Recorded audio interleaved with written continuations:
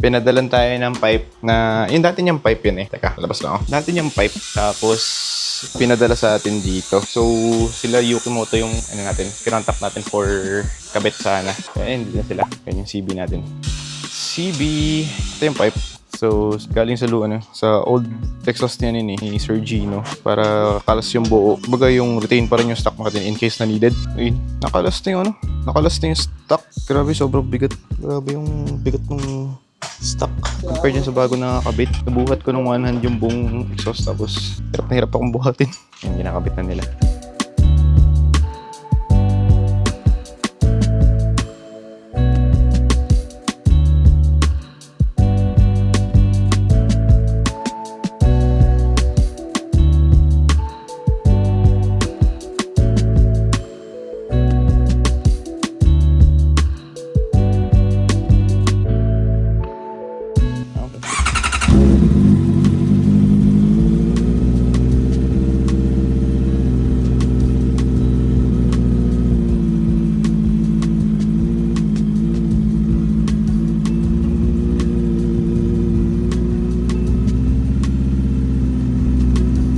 Ayun, tingnan natin ng sakyan ng ating CB650R na nakakabit ang bago nating pipe. Oh, ang sarap. Lumabas na yung tunog ni Ember. Dati kasi wala siyang katunog-tunog eh. Paano ba naman kasi yung tunog na yan? Ayun, sarap, di ba? Ito yung first ride natin ng bagong pipe si Ember.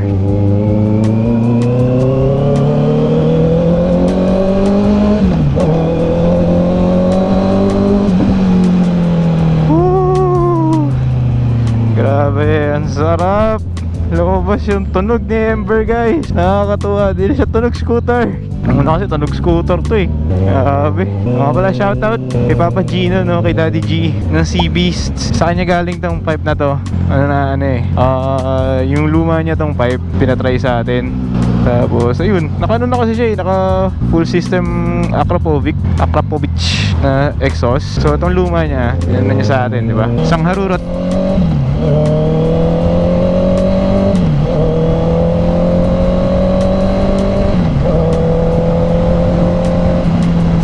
Oh my god, guys, ang sarap sa feeling.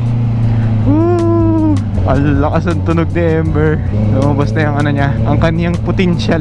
Plus parang mas lalo lumakas yung motor. Oo, siguro dahil mas nakakahinga na yung bike. Tapos mas magaan siya. Grabe. Yung kasi yung stock exhaust sobrang bigat. Tinry ko siyang buhatin ng one hand. Tapos nahirapan ako buhatin. Tapos yung itong system na kinabit natin, yung exhaust na kinabit natin, nabubuhat ko naman siya ng one hand. Yung bigat kasi ng yung catalytic eh.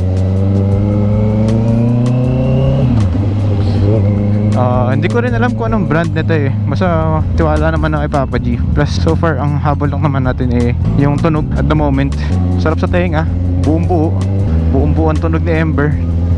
Short vlog lang to, guys, kasi talagang may jamming lang tayo with the band. Kaya dala-dala natin guitar. Tapos malapit lang talaga.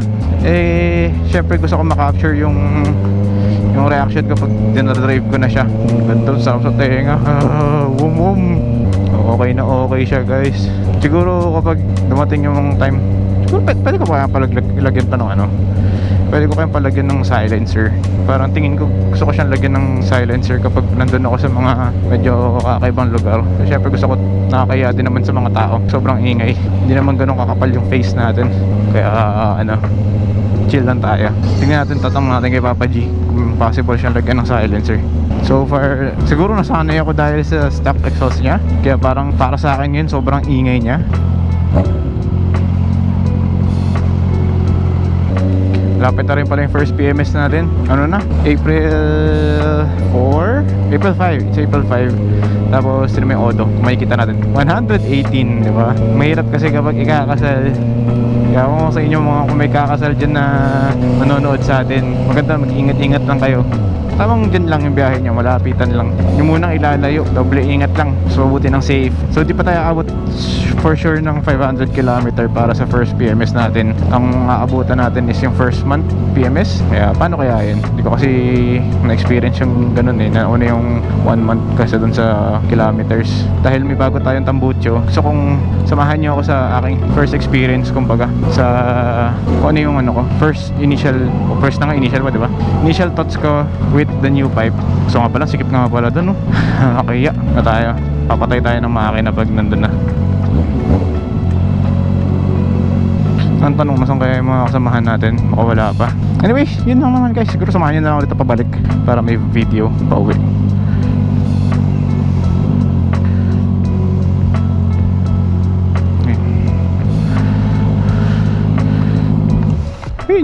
Hi Goldie. Hi Dago. Tara tayo. Patay tayo na makina, nakakaya kasi hindi naman ganun kakapal mukha natin. May nagja-jamming din pala. Sakto lang. Okay.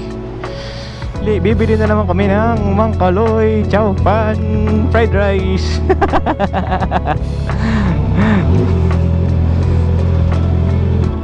Pakaingay ang puti. Ayan, dito na naman kami. Kain na naman. Food trip. Ano na lang, isa na lang tayo. Ang dami. Isa na lang, yung large lang. Oh, hindi. Yung platter bibili mo. Yung large lang. Large lang akin. Dito kami kumain ng nakaraan. Ayan, Mang Kaloy, diba? Dito naman kami kasi nandito kami sa ano eh. Sa, ang tawag dito? March of the Bishop.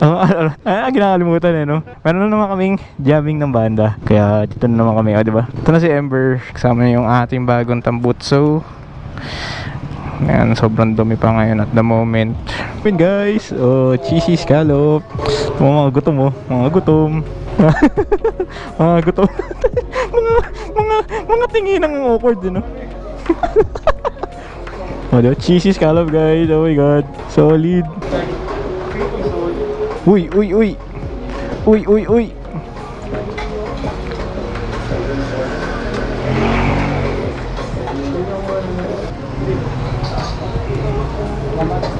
Okay na? Okay na, bumili na naman. Oh, ano yung kanina siomay yan? Oh, siomay na naman. Diba, pag tuwing ano kami, tingin ko mapapalagi na kayo dito pag ano, meron kaming jamming dito. Okay, thank you ulit Mang Kaloy for the fried rice. Dadagdagan na natin yung video ngayon sa fried rice kasi ano na, hindi natin makakalimutan. Ayan, dito lang yan. Tatagpuan sa loob ng Almar Subdivision. Salamat po! Mang Kaloy loyalty card. Oh, nakakatatlo na kami. Ito si Bonnie nung una eh. Sa amin nung dalawa ngayon. No? Ha? Meron.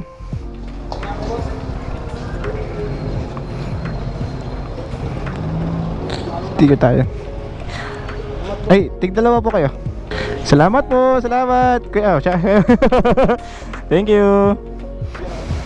Si Kuya Aaron, no?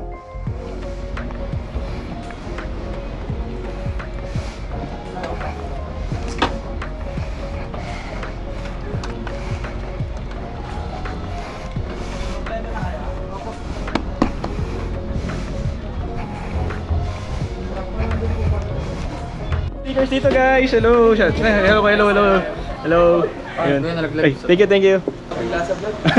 Thank you guys. Thank you. Ayun, ganyan kamay. Wah. Hello guys. Kinain na namin yung fried rice sa Mang Kaloy. Dito ulit si Albert. Yan. O, tinutungga yung coke kasi wala kaming baso. Ayan, order namin cheesy scallops. Ang sarap. Hati na lang kami. Pero masarap. Ang sarap. Ito na mo, oh. Sabay. Saan nakita? Mga bandi masarap yan? Oh, order na kayo. Ingay naman itong basis na to eh. Uy, may butas na yung gloves ko. KG, time to buy new ones. Anyway, tapos na kami mag-jamming. Okay, pause. Kasi lakas trippings. Ngayon, wala ko naman tong pisting motor na to. Napakabigat. Big bike. Tapos magre-reklam. Bigat. Kailangan ko mas practice eh.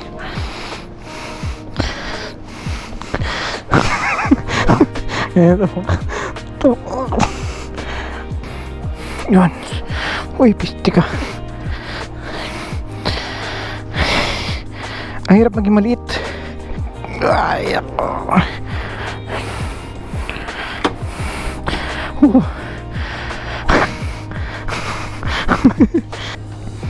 Ganda talaga ng animation ng Hondo. Ang daming acid rin. Nasaan ko siya mamaya. Putas na yung gloves ko. Hinihingal ako. Diba wala kayo naririnig kundi hingal ko. Uwian na.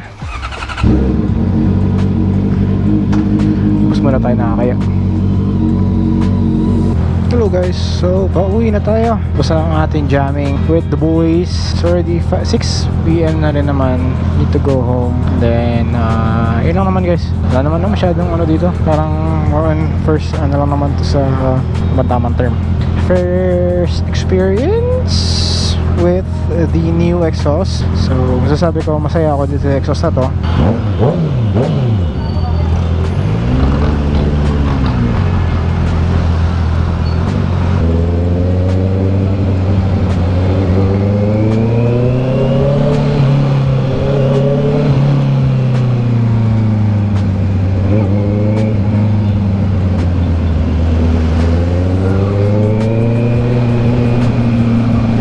Grabe traffic guys.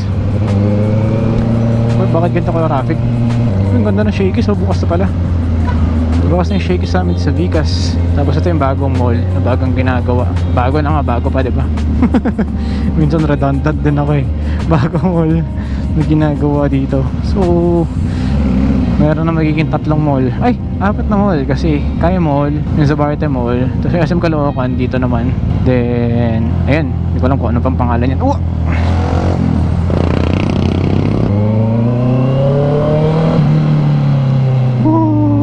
Sarap ng inline 4. Pero gusto ko din ng tunog ng Harley. Yung papapapap.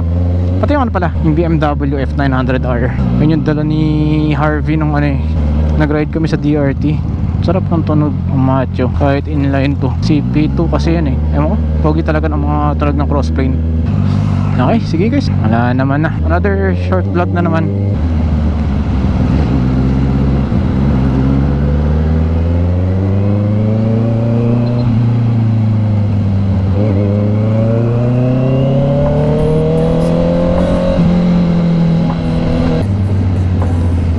Gusto nyo yung video na to, yan, please like, syempre subscribe na rin kayo sa channel ko. Ka-ciao.